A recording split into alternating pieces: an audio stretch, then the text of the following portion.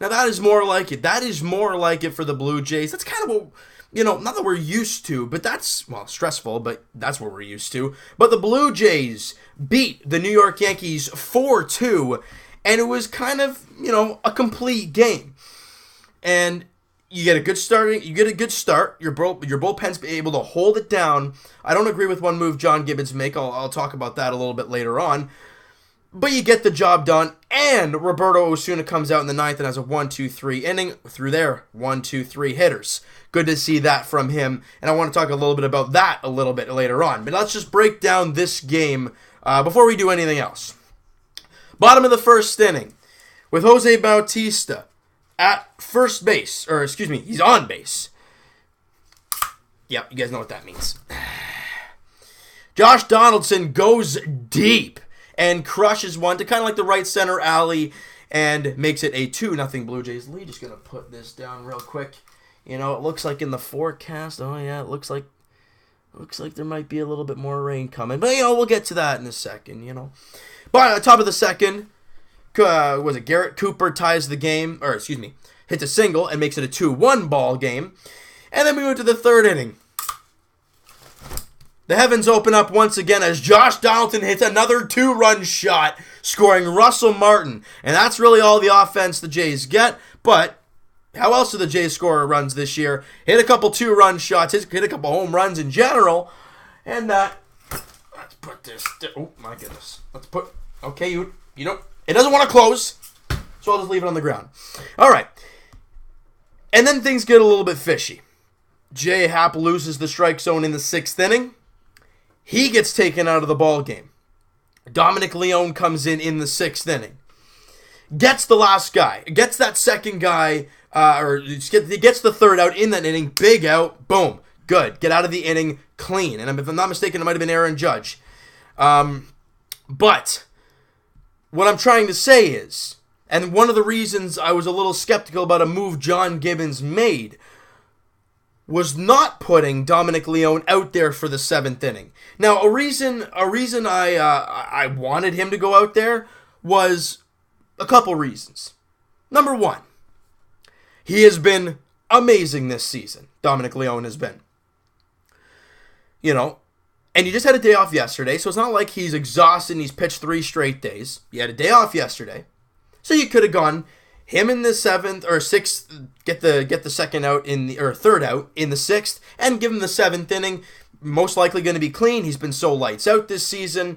And then you come back with Tepera in the 8th. If he gets into trouble, you have Danny Barnes to clean up the mess, and then you go Osuna into the 9th. But instead, Gibbons goes third of an inning with Dominic Leone, gives up a hit, but it was an infield single, so nothing really crazy there. Gets out of the inning, no problem. And then Danny Barnes comes out in the 7th inning, goes 2/3 of an inning, gives up 2 hits, and gets pulled for Ryan Tepera, who in a big situation gets the last out, and then comes out for the 8th and has trouble.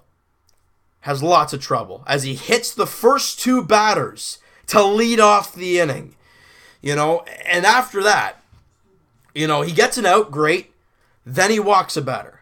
At that point, or even after the 2 hit batters, you'd go out and talk to him. Then he walks a guy. Maybe you'd have an opportunity to bring another guy in to clean up the mess. Would have been Danny Barnes probably. But you already used him. Who else reliable do you have in the bullpen? Loop? Campos? I mean, they had them warming up, but do you really trust them in an 8th inning situation with the bases loaded and 1 out? No. So what'd they have to do? Keep rolling with Ryan Tepera. Luckily, he limited the damage to just a sacrifice fly. But in my opinion, I don't know if it's you, I don't know if I'm just the only one thinking it. I just think Dominic Leone should have gone a little bit longer than 1/3 of an inning just because of how dominant he's been this season. But nonetheless, we get to the 9th inning with a 4-2 lead for Roberto Osuna. And a lot of people questioning him as of late. Now I'm just going to I want to talk about how he does a clean inning. No problem. Throws only 9 pitches, 6 strikes, 3 balls. Does his job. Clean inning, no hits, no walks. Beautiful. Gets his 29th save of the season. Now something I just want to talk about. A lot of people, I've been seeing it all over the place. Twitter, I think some in the comments as well, talking about maybe moving Osuna out of the spot or giving him a rest in a save situation. In my opinion, I don't think you can do that. You know, we have seen Roberto Osuna be so dominant as a closer since he's come up to the big leagues. He started his career, obviously, just in the bullpen. Then he was so lights out, they moved him to the closer. He was fantastic. He was great last year. Had his tough start to this season. Was dynamite midway through. And is in a rough stretch right now. Now, we're all talking about how mentally, or we don't know how bad it is. It must be bad enough that he came out and said something. We don't know how bad it is right now. We don't know if he's found a way to control it or what.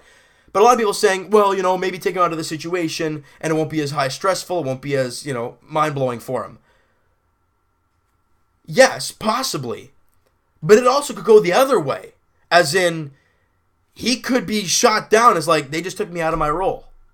You know? Even if it's for one being. And let's say we lose the game. We're not going to, we're going to blame that pitcher. But Roberto Osuna's sitting there as, that should have been me out there. I should have been out there closing this game for this team. But I haven't pitched well of late. And then everything's going through his mind.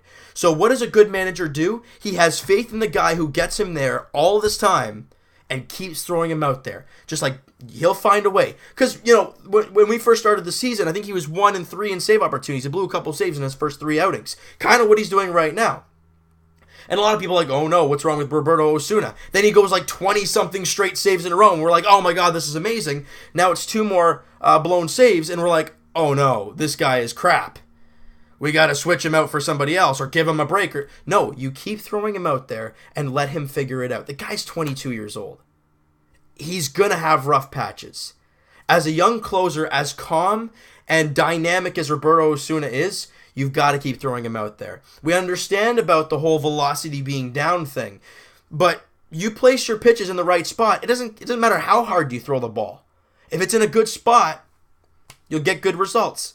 Like in today's game. I just wanted to say something there, just to, kind of clear up some things and maybe get, put a different perspective on things about the Roberto Osuna thing. I just wanted to say that to you guys. So hopefully you guys agree with me on that play.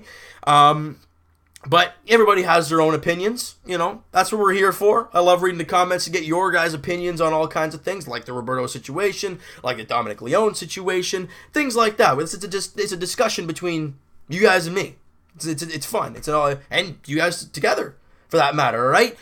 So, with the Blue Jays win today, we're happy. We're in a good mood. All kinds of great stuff. Now, tomorrow, obviously with Valdez going on the disabled list, right now it's Masahiro Tanaka on the mound. Don't look at his earned run average and say, oh, we can light this guy up. Tanaka versus the Blue Jays always finds a way to pitch a very good ball game. Now, for the Blue Jays, it's not. I don't think it's 100% confirmed right now, but it'll probably be. If I'm wrong, I'll sound stupid now. But it could be Nick Tepesh, a guy we traded for. I wouldn't say midway through the season, but kind of like a little bit earlier on. I think it was just a trade from the Twins for cash. I think that's what it was. And he's probably going to get the start tomorrow. If not, like I said, I'm going to look stupid. But hey, when don't I look stupid? All right, so. Who knows what's going to happen tomorrow? That's why we watch. That's why we enjoy it. But like I've said in all my videos, enjoy this win today. Enjoy it. Enjoy the Osuna save, the home runs from Donaldson, and the win. Enjoy it. Right as we play tomorrow night, and in the finale, it's Sonny Gray, the newest New York Yankee, against Marco Estrada, who over his last couple of starts has looked very, very good. All right, so you know what, guys, that is going to do it for this one. If you guys enjoyed this video, and you guys enjoyed this game, hey, hit that like button. I do appreciate that. Hit that subscribe button if you guys have not already. Comment down below what you guys think of the game. Osuna's outing, the Donaldson dingers.